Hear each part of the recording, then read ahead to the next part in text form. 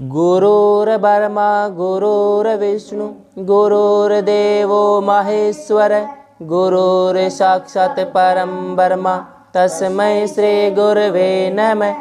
ध्यानमूलं गुरुमूर्ति पूजामूलं गुरुपदं ज्ञानमूलं गुरुवाक्य मोक्षमूलं गुरुकृपा। ओम नमो भगवते वासुदेवाय। श्री हरि संक्षिप्त महाभारत जय श्री कृष्ण। प्रथम खंड आदि पर्व। जय श्री कृष्ण। अभी तक हमने जाना पांडव धौम्य मुनि को अपना पुरोहित बनाते हैं और पांचाल नरेश की नगरी में द्रौपदी के स्वयंवर के लिए कर्ण शल्य आदि राजा हार जाते हैं।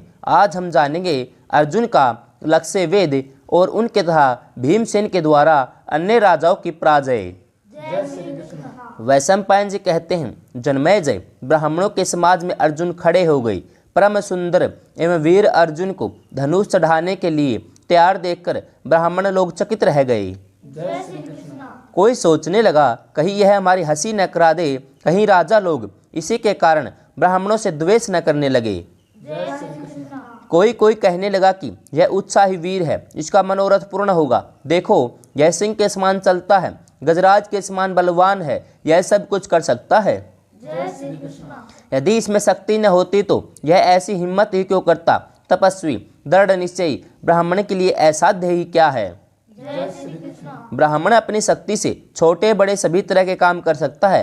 परशुराम ने युद्ध में क्षत्रियों को जीत लिया, अगस्त्य ने समुद्र को पी लिया। इसे आप लोग आशीर्वाद दे कि यह लक्ष्य वेद कर ले।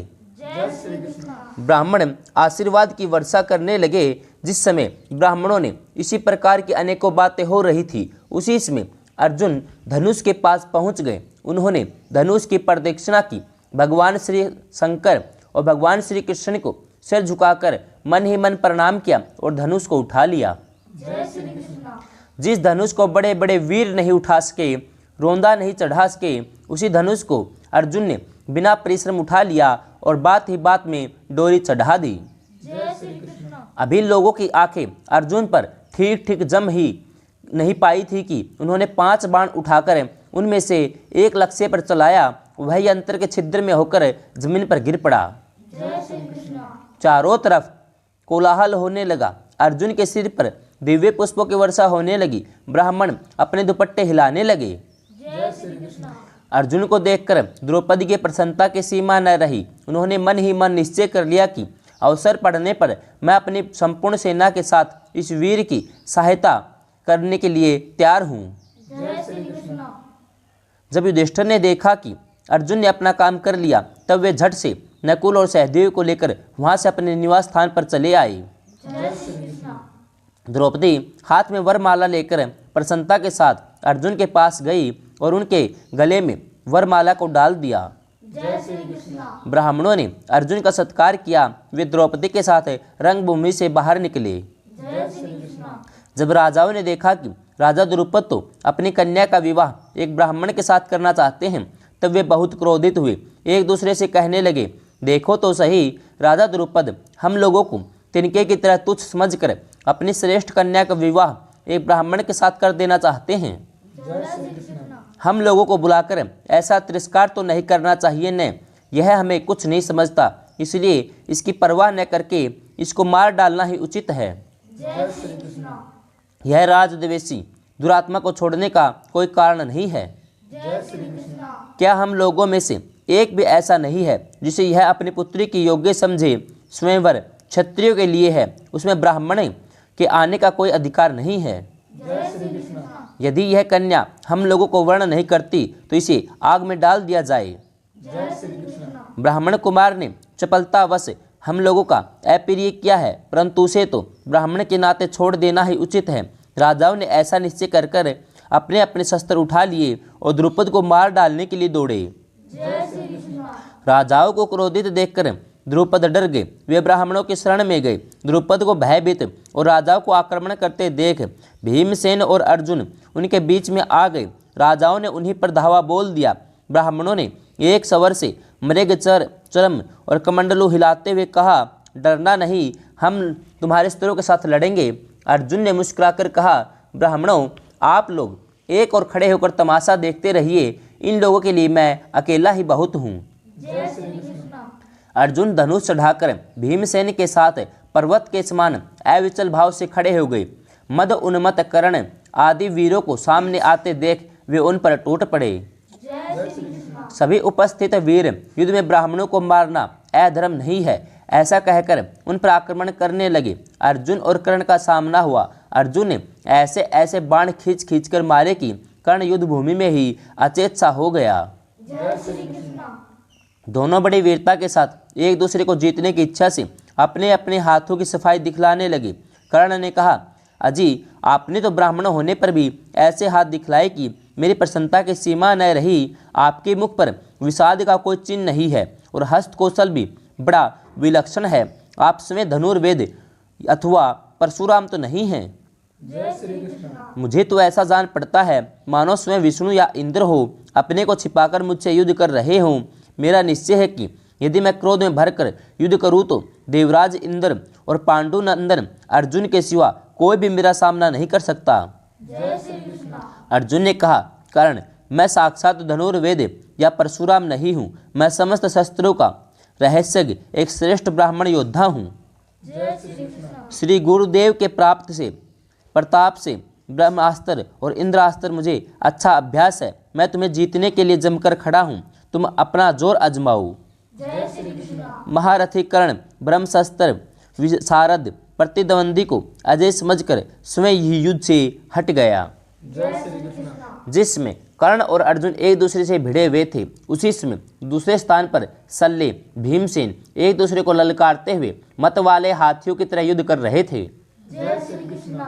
आगे खींचकर पीछे झोंककर एक दूसरे को गिराने का प्रयत्न करते, तरह तरह के दाव करके, घूसों की चोट करते, पत्थरों के टकराने की तरह दोनों के शरीर चटचटा रहे थे। जय श्री कृष्ण। 2 घड़ी तक लड़ भिड़कर भीमसेन ने शल्य को धरती पर गिरा दिया। सभी ब्राह्मण हंसने लगे। भीमसेन का यह काम और भी आश्चर्यजनक रहा। उन्होंने अपने स्त्री को धरती पर गिराकर भी उसे मारा नहीं। जय श्री कृष्ण। इस प्रकार जब भीमसेन ने शल्य को पछाड़ दिया, कर्ण भी युद्ध से हट गया, तब सभी लोग सशंक हो गए। सर्वसम्मति से युद्ध बंद कर दिया गया। भगवान श्री कृष्ण ने पहले ही पहचान लिया था कि ये तो पांडव है, इसलिए उन्होंने सब राजाओं को बड़ी नम्रता के साथ समझाया कि इस व्यक्तित्व ने धर्म के अनुसार द्रौपदी को प्राप्त किया है, इसलिए इससे युद्ध करना उचित नहीं है। जय श्री कृष्ण।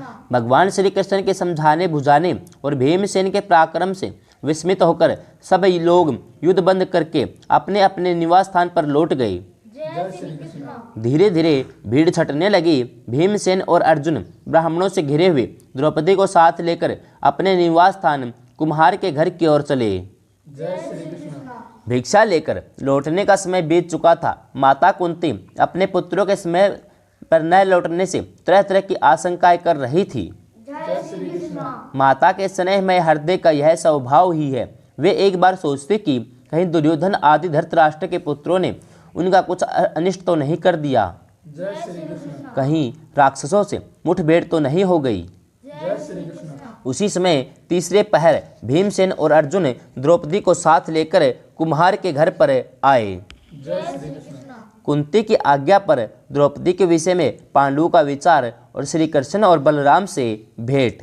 जय श्री कृष्ण। वैशंपायन जी कहते हैं, जन्मेजय भीमसेन और अर्जुन ने द्रौपदी के साथ कुम्हार के घर में प्रवेश कर अपनी माता से कहा, माँ आज हम लोग यह भिक्षा में लाए हैं। जय श्री कृष्ण। माता कुंती उस समय घर के भीतर थी। उन्होंने अपने पुत्रों और भिक्षा को देखे बिना ही कह दिया कि बेटा पांचों भाई मिलकर इसका उपभोग करो।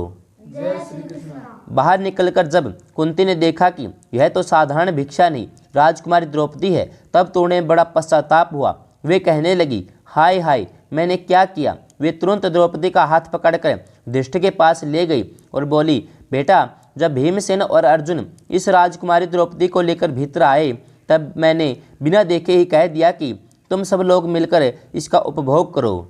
जय श्री कृष्ण। मैंने आज तक कभी कोई बात झूठ नहीं कही। अब तुम कोई ऐसा उपाय बताओ जिससे द्रौपदी को तो अधर्म न हो और मेरी बातें झूठी भी न हो। जय श्री कृष्ण। युधिष्ठिर ने क्षण भर विचार करके माता कुंती को ऐसा ही करने का आश्वासन दिया और अर्जुन को बुलाकर कहा, भाई तुमने मर्यादा के अनुसार द्रौपदी को प्राप्त किया है, अब विधि पूर्वक अग्नि प्रज्वलित करके इसका पानी ग्रहण करो। जय श्री कृष्ण। अर्जुन ने कहा, भाई जी आप मुझे अधर्म का भागी मत बनाइए, सत्पुरुषों ने कभी ऐसा आचरण नहीं किया है। पहले आप तब भीमसेन तदनंतर मैं विवाह करूं, फिर मेरे बाद नकुल और सहदेव का विवाह हो। जय श्री कृष्ण। इसलिए इस राजकुमारी का विवाह तो आपके साथ होना चाहिए। साथ ही यह भी निवेदन है कि आप अपनी बुद्धि से धर्म, यश और हित के लिए जैसा करना उचित समझे वैसी आज्ञा दें। जय श्री कृष्ण। हम लोग आपके आज्ञाकारी हैं। सभी पांडव अर्जुन का प्रेम और ममता से भरा वचन सुनकर द्रौपदी को देखने लगे। उस समय द्रौपदी भी उन्हीं लोगों की ओर देख रही थी।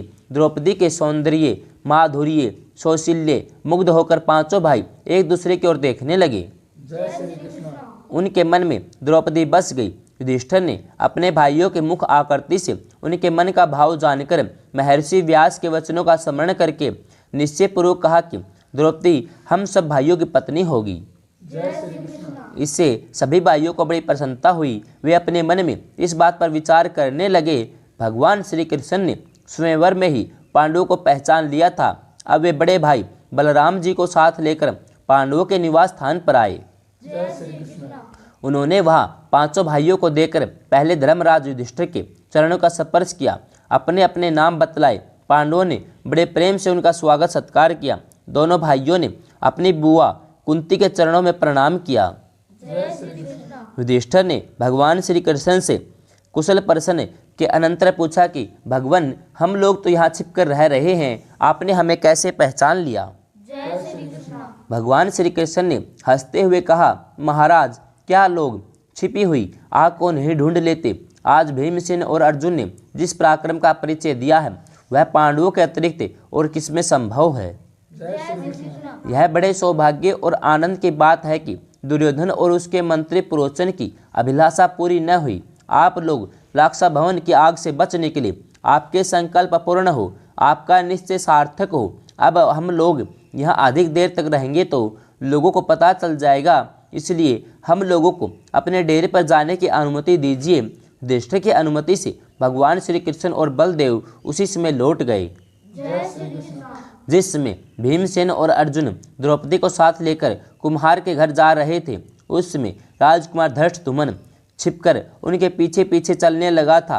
उसने सब और अपने कर्मचारियों को नियुक्त कर दिया था। स्वयं सजग होकर पांडवों के पास ही बैठा रहा। वह पांडवों के सब काम बड़े सावधानी से देख रहा था। जय श्री कृष्ण। चारों भाइयों ने भिक्षा लाकर अपने बड़े भाई युधिष्ठिर के सामने रख दी। कुंती ने द्रौपदी से कहा, कल्याणी पहले तुम इस भिक्षा में से देवताओं का अंश निकालो, ब्राह्मणों को भिक्षा दो, आश्रितों को बांटो, बचे हुए अन्न का आधा भाग भीमसेन को दे दो, आधे में 6 हिस्से करके हम लोग खा लेंगे। जय श्री कृष्ण। साध्वी द्रौपदी ने अपनी सास की आज्ञा में किसी प्रकार की शंका किए बिना प्रसन्नता से उसका पालन किया। भोजन के पश्चात सबके लिए कुशासन बिछाया। सबने अपने अपने मृगचर्म बिछाए धरती पर ही पड़े रहे। पांडवों ने अपना सिरहाना दक्षिण दिशा में किया। सिर की ओर माता कुंती और पैरों की ओर राजकुमारी द्रौपदी सोई। जय श्री कृष्ण। सोते में वे लोग आपस में रथ, हाथी, तलवार, गदा आदि की ऐसी ऐसी विचित्र बातें कर रहे थे माने कोई श्रेष्ठ अधिकारी हों। जय श्री कृष्ण। जय श्री कृष्ण।